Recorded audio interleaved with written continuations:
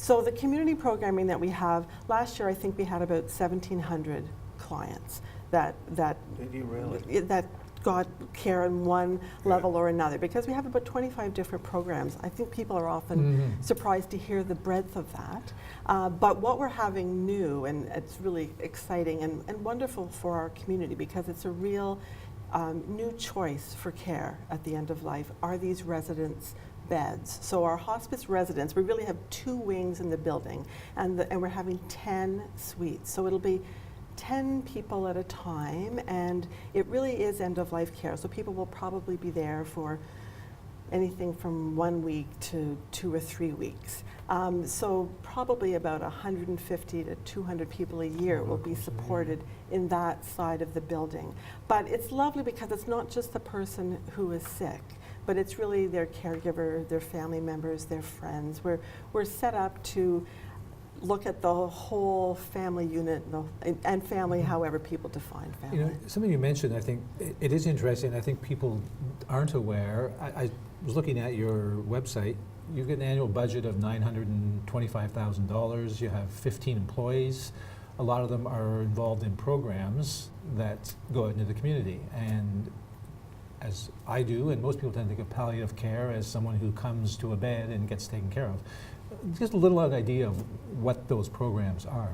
Well, for us, for our definition of palliative care, it's from the moment you're first diagnosed with a life-limiting illness. So we have people who are on our caseloads for years. It's not end-of-life care that we're doing now. And we actually have people who are on our caseload who get discharged. So often people will come when they're newly diagnosed because there's a lot going on. And we have support groups, we have a day hospice program, we have a supportive care counselor, we have our palliative navigator. So we have a lot of people who can help you find your way through. It's like a whole new world when you're diagnosed with a serious illness, just to try to figure out even what questions you should be asking. For many of us, we don't know how to start. So that's something that we do. As well, we have a lot of programs for people who are grieving.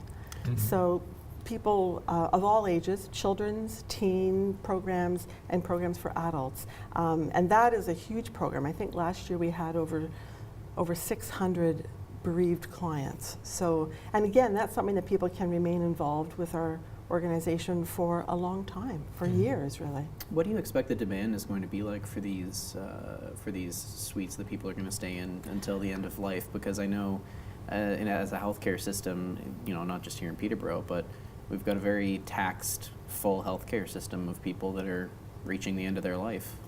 I imagine those beds are going to be full all the time. And many people have asked us, why are you only building 10 beds? Like that seemed insufficient. But the reality is that that's the model that's been brought forward by our provincial government. And it's because they want hospice care to be different than care in an acute care facility. They want it to be home-like and smaller and just to have a different feel to it. So in order for that to be possible, you don't want to have 50 beds. The 10 is what they've deemed is a good number.